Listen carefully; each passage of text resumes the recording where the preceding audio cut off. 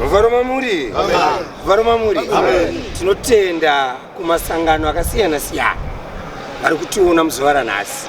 Ava varume vari kuseri kwangu ava zvishamiso zvaJehovha, varume vanorova mimhanzi yekumasowe, imwe yakaenda kuvabati vaJehovha.